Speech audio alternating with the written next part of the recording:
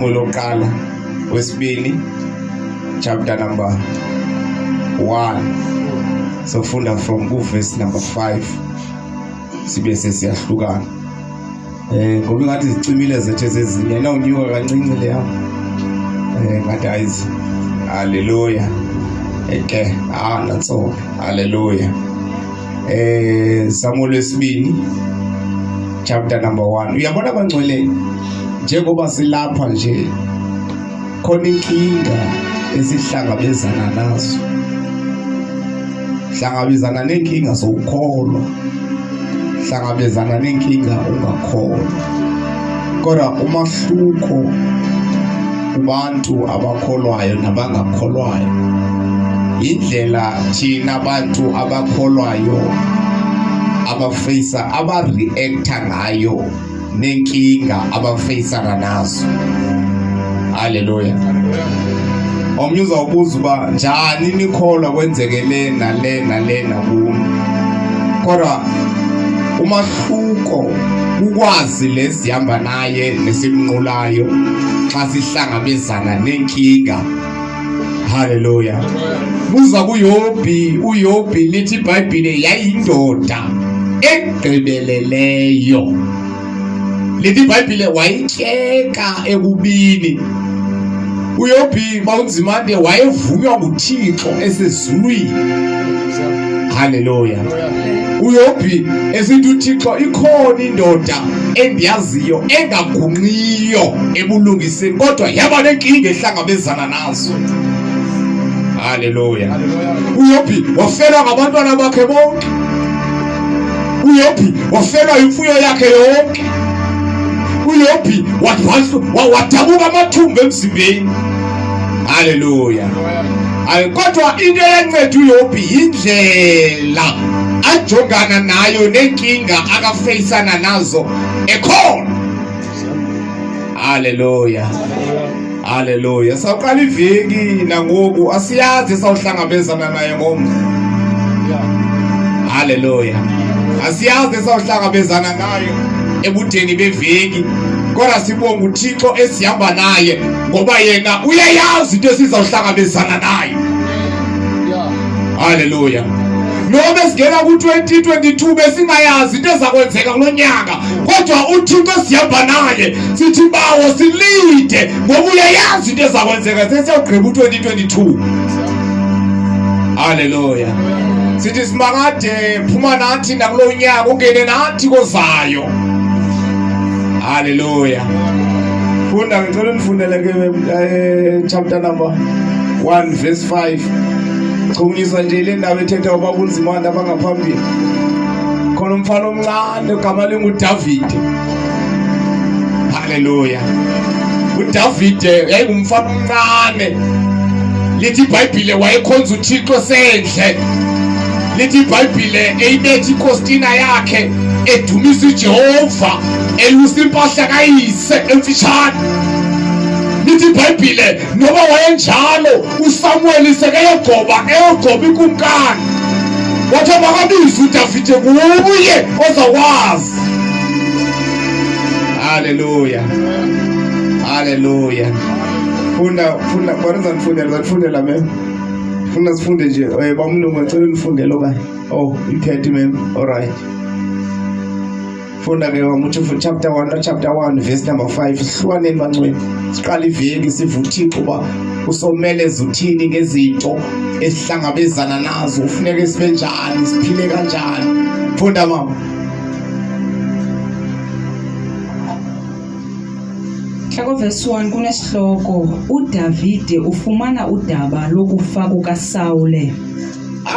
Apha bangcwele uDavide ndifuna nje siyicakise nje kambalwa before sifunda.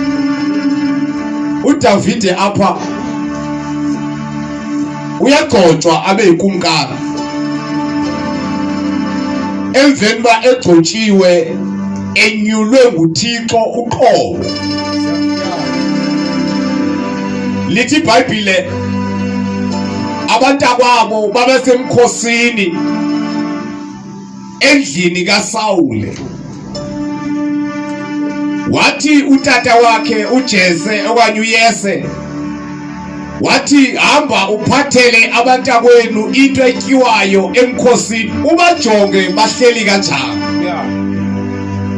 Lithi iBhayibhile nobefika apho uDavide ufika khona isigora egama belinguGoliath. uSawule exakwe nguGoliath. Wafika uDavide ehamba noThixo waqobisana noGoliath wambulala uGoliath. Haleluya. Kodwa bangcwele ngenxa yobubi bukaSathane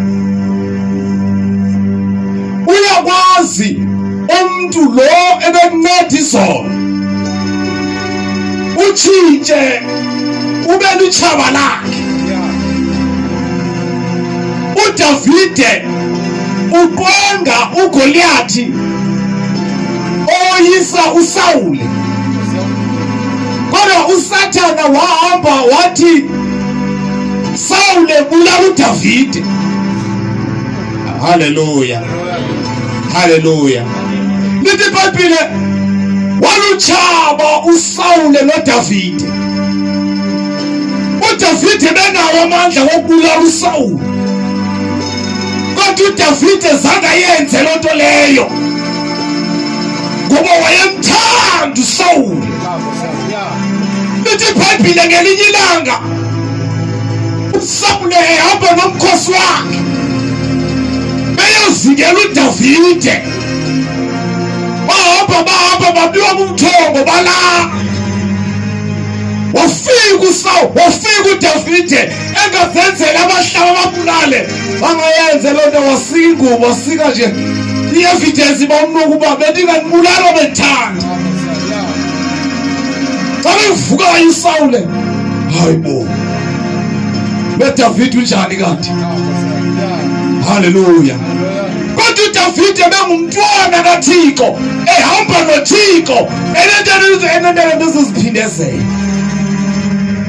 uThixo wami ndihamba naye, uThixo wami ndihamba naye. Ngiswaye ngoba iculo apha ke mvuselela uthi ba umama sisanti oljabi asolenyama elikamoya. Haleluya, haleluya. Nabezama nje bangcwele ukuyilanda nje uba sesizofika nje kule ndawo ngokwenzeka ntoni, ngoba ke kwahambeka unyana kaSawule ongugama linguJonathan wavana kakhulu noDavide. unyana kaSawule exelela uDavide amaqhinga kayise wonke uba utata uplana nalena baleka. iBhayibhile ngelinye ilanga wathi uDavide esayidonsa ikhodiyano yakhe edumisa uJehova enqula uThixo, kanti uSawule uphethe intshuntshu umkhonto uyadicide ngaphakathi uba ndiyayibulala le ntwana ngoku. wawudulula umkhonto walala phansi uDavide. yamile ekhumbini intshuntshu yamila kuDavide ngoba uThixo uyabalwela abakhe abantwana. ngoba mhlawumbe kwafika ilizwi nje lelithi kawuduthi tshone phansi mfana wam, kanti umkhonto uyeza.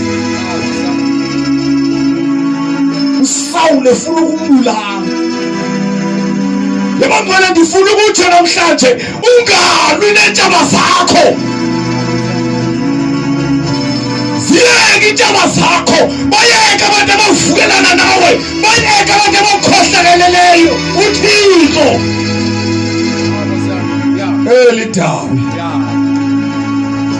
Eli dabi lelikamoya. Haleluya, haleluya. Uzofumana yonke information babathi ngawe, baceba le into ngawe, bathetha ngohlobo ngawe, kodwa usukuqonda basibakade ndilishana nale meko.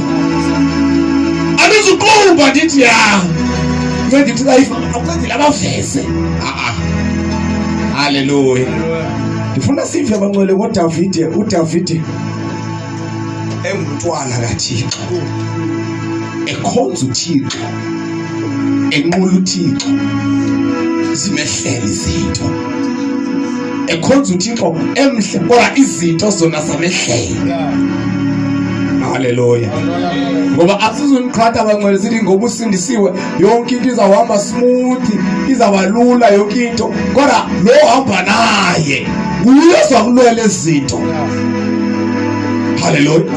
Bakhona bazangenisa eqoqota wagcina ntshona wasuka wedwa kule Samora waduluka wayotshona lemfuleni ufumene ntoni usuku ungaphendula ube uthule mntwana abantu. Uvuka indumiso aphiwe mntanami. Uthi nje mbongo bawo akho nto endiyibonayo ngesandla nehlo lenyama kodwa uThixo khona into akayenzayo. Haleluya. Haleluya. UThixo abangcwele usebenza emfihlakalweni. Usebenza emfihlakalweni kodwa iziqhamo zibonwe ngabantu bonke. Fana nendoda lithi iBhayibhile eyake yaphosa isonka, yaphosa isonka ngenhla. Yasiphosa ngenhla emlanjeni. Kodwa yehla mvemboko yayosilinda ngezansi.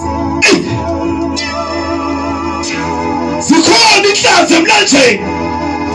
Okhona uhlala emlanjeni. Zikhona izilwanyana zamanzi.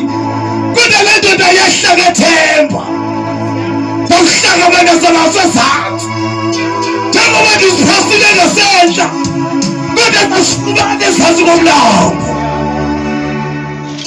Haleluya. Le indaba yabantu abangakholwa abawuzimande.